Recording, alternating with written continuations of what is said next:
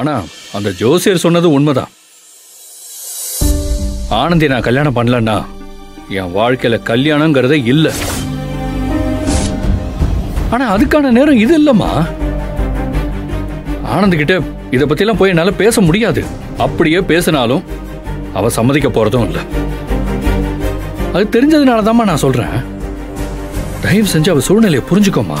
இவ்வளவு நாள் நான் அவளை புரிஞ்சுக்காமையாட இருந்தேன். ஆனந்தி கிட்டயோ இல்ல உன்கிட்டயோ உங்க கல்யாணத்தை பத்தி என்னைக்காவது நான் பேசியிருக்கேனா? இப்போ இவ்வளவு பிடிவாதமா நான் பேசுறேன்னா அது ஏன்னு யோசிக்க மாட்டியா? இதுல ஆனந்தி வாழ்க்கை மட்டும் இல்ல, உன்னோட வாழ்க்கையும் அடங்கி இருக்குடா. எனக்கு நீ ஒரே புள்ளடா. உனக்கு ஒரு கல்யாணம் பண்ணி வச்சு பார்க்கணும்னு எனக்கு ஆசை இருக்காதா? அம்மா நான் சொல்றேன்னு தப்பா நினைச்சுக்காத. யாரோ ஒரு ஜோசியர் சொன்னதை நீ ரொம்ப சீரியஸா எடுத்துக்கிட்டு அவசரப்படுறியோன்னு தோணுது.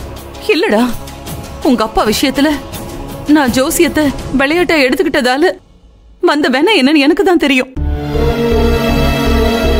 அதனாலதான் உங்க அப்பாவை இழந்துட்டு நாம இவ்வளவு கஷ்டப்பட்டுட்டு இருக்கோம். நான் அன்னைக்கு ஜோசியர் சொன்னதை கண்டுக்காம இருந்ததுனாலதான் நம்ம கூட இன்னைக்கு உங்க அப்பா இல்ல. அதே மாதிரி உன் விஷயத்திலையும் நான் அஜாக்கிரதையா இருக்க மாட்டேன். ஜோசியத்தை சந்தேகப்படவும் மாட்டேன்.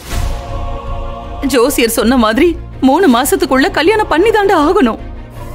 ஐயோ அம்மா, நீ சொல்றது எனக்கு புரியுதுமா. ஆனா ஆனந்தி கிட்ட சும்மா ஆனந்தி ஆனந்தின்னு சொல்லிட்டு இருக்காத. அம்மா தான் இவ்வளவு தூரம் சொல்றாங்கல்ல. இங்க பாரு, ஆனந்தி உன்னை உண்மையாவே காதலிக்கிறது உண்மைனா நீ கேட்டா இந்த நிமிஷமே உன்னை கல்யாணம் பண்ணிக்க சரின்னு சொல்லணும். அவ்வளவு ஏன், நீ தாலியே கட்டினாலும் ஏத்துக்கணும். அதுக்கெல்லாம் தயாரானதுக்கு அப்புறம் தானே உன்னை காதலிச்சாங்க. இப்ப என்ன?